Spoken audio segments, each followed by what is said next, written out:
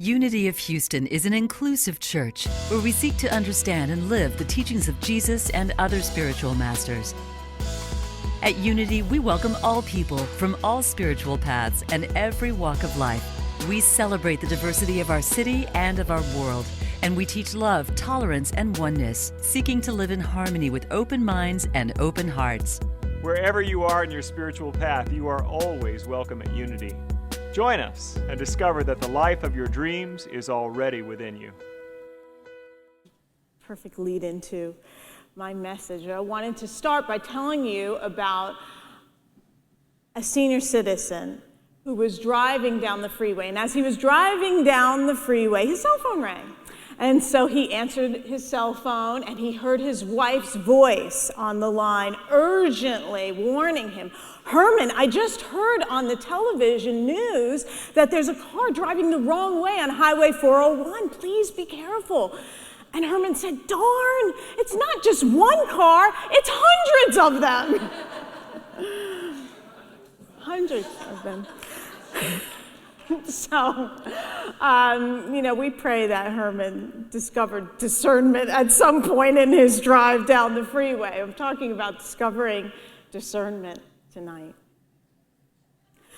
So how do you make a decision when you find yourself at a crossroads in life? What criteria do you use to determine what you're going to do? Do you think about, well, what are other people going to say? What would my parents say? Would my parents approve? What would make them proud? Or maybe you go to your conscience and say, well, what's the right or wrong decision to make in this case? Or perhaps you think, well, what's going to make me look good? What's going to make a nice post on social media? Or what's going to draw more success or fame or achievement or wealth into my life? Well, we have many voices in our heads, right? When we're in the decision-making process of different ideas, paths, thought processes that we can follow through on in making a decision.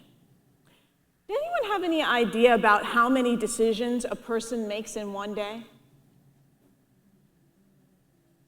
100? 200? More than that? So some studies have said that the average person makes 35,000 decisions in a day, somewhat conscious decisions. And think about that, I made a decision to move my foot. I can make a decision to move here, move my hand here. Think about how many decisions I just made just then in just that one moment. We make over 200 decisions a day just focused on food. What am I going to eat? Where am I going to eat it? Am I going to get the food? Is somebody else going to get it for me? Who's paying for it? Food, right? So many decisions that we make in a day. So you think it's important on the spiritual path to understand the process of knowing how to make a decision from spirit rather than from ego? That's a pretty essential part of our spiritual process and path and leading a life where we're expressing the divine that we are. Life is a series of decisions and actions. What do I want? What do I not want? What's going to be good for me? What's not going to be good for me? Who's going to get it for me? Am I going to get it? Am I going to have somebody else get it? Series of decisions. When I first started at Unity, back at Unity of New York, and I was trying to get used to the lingo of things, the way I heard Unity people talk. And I would hear people say things like this: well, I was thinking about doing this in my life, but Spirit guided me to do this, and so I followed Spirit's guidance, and I did it. Or I heard Spirit say to me this, and so that's how I knew what I was to do. And I heard that, and I hadn't heard people talk like that before, and I thought, are they psychic? Are they channeling? How do they know what Spirit is? Where are they getting this information from?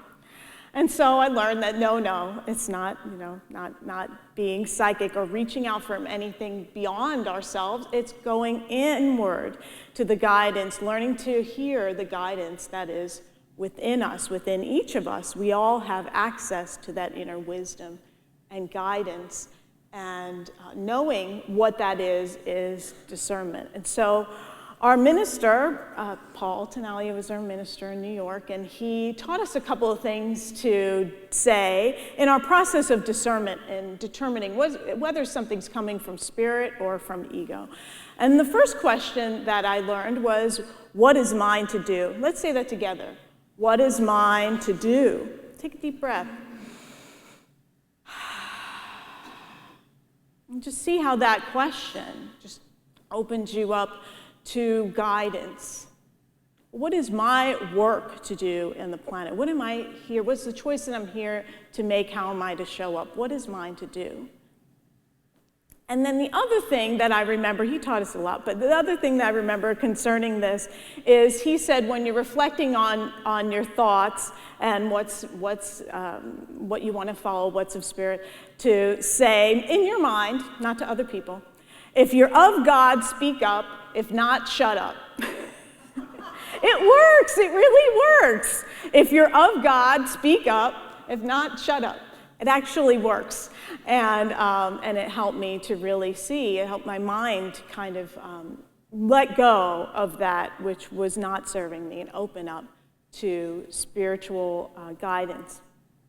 Charles Fillmore, our Unity co-founder, has a book of Unity definitions, of metaphysical definitions of terms called the Revealing Word. And this is how he defines the term spiritual discernment: that inner spiritual faculty by which man may receive the revelations of God mind, the faculty by which we inwardly know that which is spiritual. It was wonderful to learn about what spiritual discernment is, because I learned that we are one with the mind of God, with God mind, and we have access to that. We can tap into that, and that everybody has the ability to do that. It's one of our 12 powers. If you've heard about the 12 powers of the Christ consciousness, our divine nature is made up of different spiritual faculties. One is discernment. It's also known as wisdom. And the original term for that power was judgment. We moved away from using the word judgment because it tends to be misinterpreted as being judgmental, as judging, by opinion or that kind of thing. And it really is talking about judgment in the way that Jesus did in the Gospel of John 7, verse 24. He said, "Judge not by appearances, but judge by right judgment." It's talking about right judgment, using the power of discernment, the judgment of truth, using our spiritual faculties. So I learned that in understanding that we are one with God mind, that my mind has three phases of mind. That I have the conscious mind, which is our awareness of what's, what we hear in our thoughts, what we experience in our life, consciousness, right? There's the subconscious mind, which is the storehouse of our memories and images and beliefs and all that. And then there is the superconscious mind. And this was new to me when I came to Unity, to discover that I am one with superconscious mind, which is another word for Christ mind or divine mind, one with absolute mind, God mind. And I experience that God mind it is filtered through the subconscious and the conscious. So there are filters there of my own beliefs, my own theology, my own experiences, what I'm holding in mind. And what we want to do is to create some space in those filters to more freely move those God ideas, divine ideas, into our consciousness.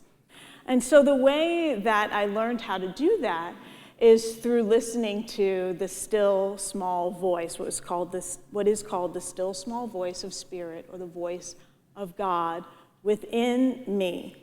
And the first time I experienced that was just in a Sunday service, regular service, and our minister led us in a process of a guided meditation of just really letting go of the thinkingness, letting go of the busyness of the mind, letting go of fear, and really going into just a state of silence where all I really was hearing in that space of deep quiet was my own inner guidance and inner voice came through. And so I realized in that experience in the spiritual community that I could take that home and practice that at home. And so I started doing that. And I realized that my mind was really busy. I don't know, do you have that experience? Is your mind busy? Sometimes a lot of thoughts going through there. And I went, wow, what am I going to do with this? But I noticed when I kept asking the question, what is mine to do? When I kept reflecting on my thoughts and say, if you're of God, speak up. If not, shut up. And taking that process of discernment, going within, being in the silence, that the answers to these questions of what is mine to do was leading my life in a different direction. It was leading my life into a direction of service, of using my talents and abilities in a way that is outward. It is giving to other people. It led me into ministry. And so I became really very interested in this process of discernment because I recognized that Spirit's ideas for my life were maybe different than my own limited thinking based on what I thought maybe my family, teachers, people in my life would want me to do. I made the choice for ministry based on a calling that came only from Spirit within me. And so I continue to follow that discernment, and it led me into this program that I'm in now, which I'm going to be completing in December at SMU to become certified as a spiritual director. And so I'm learning how to work one-on-one with people. I've been practicing it and had the blessed opportunity to work with people in our community and not telling anyone what their guidance is, really holding the space and allowing Spirit to direct the time and reveal what their guidance is and how their life is being directed. Last week, and Reverend Karen gave her message, You Are Promised, and in that message she talked about the necessity of having wise counsel on your spiritual path. And so in spiritual direction, you want to find someone who can offer that wise counsel to you, who can hold that space, who is further along the path from you in order to support you if you're needing support in discerning what is it that God is calling me to do, okay? So one of the most frequent questions I get from my students, I teach metaphysics classes here, or from directees, is this question: how do I know if it's the voice of God or the voice of ego? How do I know? So first, it's important to know that the guidance is always there. And the Bible has promises that the voice of God is always there. The ancient people, the ancient Hebrews, expressed that they had experienced this inner voice of God. It's just always been available to us. It's not something, a new age or new thought thing. It's always been available to us. And so here's some things in Scripture I want to share with you from Isaiah 30:21. And when you turn to your right or turn to the left, your ears shall hear a word behind you saying, this is the way, walk in it. A word behind you. And that resonated with me because the way that I hear guidance is it's like behind the thinkingness. It's underneath the busyness of the thinking. Right behind there, there's that gentle nudge of this way or that way. Psalm 32, verse 8 says, I will instruct you and teach you the way you should go. I will counsel you with my eye upon you. That counsel is always there and available and is showing you the way to go in your life. And finally, from Isaiah 58, verse 11, the Lord, now the Lord is the I am. That's what how we always interpret that in Hebrew Scriptures. The Lord is the I am. The I am will guide you continually and satisfy your needs in parched places and make your bones strong. And you shall be like a watered garden, like a spring of water whose waters never fail.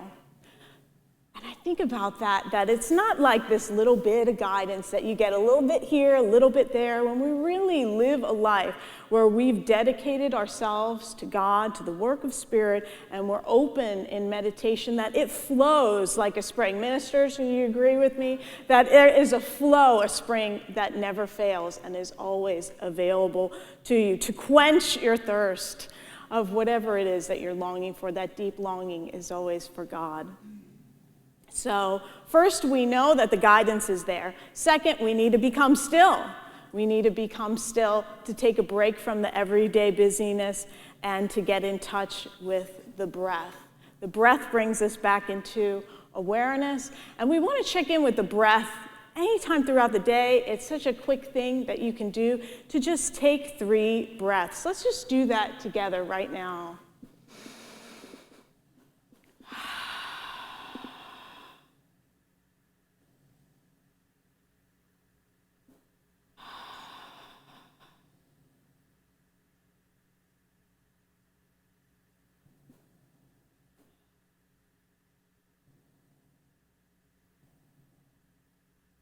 Already, I feel calmer and more centered. And the activity of my mind is more peaceful. And that's something that just invite you to give yourself throughout the day, especially when you're facing a decision. We need to become still, and through that awareness is how we open our hearts, keep our hearts open. I want to share with you a practice that I was given through my spiritual direction training, and it's called welcoming prayer. It comes from contemplative outreach. You can find it online. And it has 3 steps. The first step, as you're going into the discernment process, so you feel and sink into what you're experiencing in this moment in your body. So spiritual discernment is not a spiritual bypass where you're just ignoring your human experience and just trying to go beyond it and have some kind of bypass of that. It's really actually allowing yourself to feel your feelings. I like to put my hands on my belly and on my chest to just make sure I'm checking in with the sensations of my body and allowing them to just be welcome. To be welcome. Anything that I might be feeling, fear, anger, disgust, resentment, joy, love, light, whatever it is, I just welcome it. It could be a lot of excitement. My energy could be really up. I want to welcome that into my experience. And the second step, welcoming what you're experiencing this moment in your body as an opportunity to realize the divine within. So we can realize the divine within through our body rather than kind of saying, well, I've got to go beyond, I've got to transcend the body. Actually, we can allow ourselves by letting ourselves just be and feel and experience the divine. And then the third step is letting go by saying, I let go of my desire to change any situation, condition, person, or myself, and embrace this moment as it is. Because it's that resistance. That's resistance. It's like having a fire hose and putting your foot on it, and that's that flow of the divine flowing, always flowing. We have that resistance that we're holding on to, and it's just like putting a foot on a hose. We're letting go of that resistance and allowing that flow and saying, I open to the love and presence of God within. Let's say that together. I open to the love and presence of God within.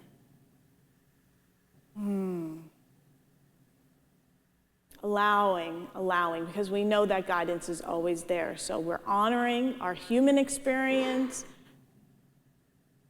letting go of our desire to change anything so that we can be in the present moment and be open to God, which is always in the present.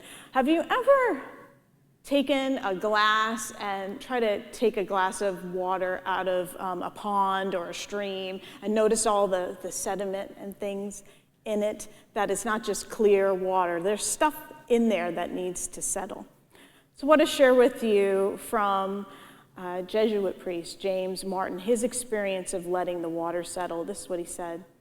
When I was in elementary school, our science teacher once asked our class to visit a nearby stream and draw out a glass of water, whose contents we would bring into class to peer at under a microscope. But before we could use the microscope, said our teacher, we would need to set the glass on a windowsill overnight. The water needed to clear. Plunging a glass directly into a pond will bring up all sorts of dirt, leaves, and twigs. Even after a few hours, the water will still be cloudy. But if you let it settle, things become clearer. So what are your twigs, your dirt, your mud, your leaves, the things that are in your water? It takes time to let it settle. We can think, oh, I sat, my mind was busy, I'm never going to be able to meditate, and then you get back up again. Gotta let it have some time to settle down. And you'll notice the difference in your body, in the quality of your thinking, once that sediment all comes down and the water begins to clear. We become open to meditation and hearing that still small voice. So how do we know if it's spirit or ego? Well, ego has a certain quality to it. It has an edge to it, like kind of rough around the edges. It can be insistent. It can be demanding. It can be loud, insist to be right. It can tell you need to go do it right now. There's an emotional payoff from ego. Spirit has a different quality to it. So how do you know your decision? How do you know your guidance is in alignment with spirit? Well, I have this three general criteria for spiritual discernment that was given to me from my spiritual direction instructor, Dr. Ruben Habito, who he adapted it from Ignatius of Loyola, these steps of Ignatian spiritual discernment. And the first one is inner peace. Is your choice accompanied by inner peace? That's how we know that it's of spirit. If it feels peaceful, if there's an ease to it, if using your intuition, it has a sense of just feeling right. Not a right like a right or wrong, like againstness, but just a rightness, a feeling of peace within. So first, inner peace. And the second one he gives us is humility. So is the decision accompanied by humility? And so humility shows us that the decision that we're making is a stretch. It's where we're being called to go. So we may need support from other people in order to go forward on this decision. We may need to rely on the help of others. We may need to educate ourselves more or learn more. So the opposite of this is when you feel prideful about it, like, oh, you know, it's being overly sure and confident about it, that you're thinking you don't depend on God. The humility comes from realizing that in order for me to step into this new idea, this new life, this new decision, I don't know all the steps. I know the next step, but I know that I need to rely on this discernment, on this guidance. I heard something recently. I'm preparing to teach Prosperity Plus 3, and I've been listening to Mary Morrissey's lectures in that class, and she shares that there's a difference between a plan and a dream. We have plans all the time. When you have a plan, you know all the steps, A to Z. You know how you're going to start it, you know how it's going to finish, and we can do that. We can do that ourselves. We might not need divine guidance in order to do that. But a dream is something that is so big that we might know the next step. We might know what we want, what the dream is, but we don't know how we're going to get there. For me, that was ministry. I knew the next step was to take class and then to go to Unity Village. I didn't know I was going to end up at Unity of Houston. Houston wasn't even on my radar. We don't know. That's what we're talking about with humility, recognizing that in order to move into that new life, that new dream, we need the guidance of Spirit to take us step by step and trusting that guidance to be there. So the third criteria, so we had inner peace, humility, is compassion. Does this choice allow me to be more compassionate to myself and others? Am I going to be more centered in love? Does it make me a more caring, responsible, loving person to myself and to my neighbor? So just checking in with that. Is it centered in compassion? And is my passion there? Is this a leap of faith for me to step into this new decision? Do I feel a passion for this? So those are the three steps of spiritual discernment. But we could think that we're following those steps, and can we make a wrong decision? Is it possible that we can follow those and still it doesn't work out? Well, there's a wise saying from an old sage. You may have heard of him, Yogi Berra, the baseball player and manager, and he said, when you see a fork in the road, take it. take it. Take it. And I was looking online, and there's a book that tells about whether, where these quotes came from and if they were real. And so this is actually something he said, and he was saying it because he was telling his friend how to get to his house in Montclair there in New York Yankees, was sending his friend to his house. And actually, the way to his house, there's a fork in the road, and either road that you took you to the house. It actually was a true thing that he was telling his friend. And so what I recognize from this story really is that there's no wrong decision, because if you're not taking the Spirit-guided decision, if you're taking another decision that you think it is, maybe it's not, Spirit will redirect your course, will work things out in the universe to support you in moving along. It's really not a wrong decision. It's a decision that we get to learn from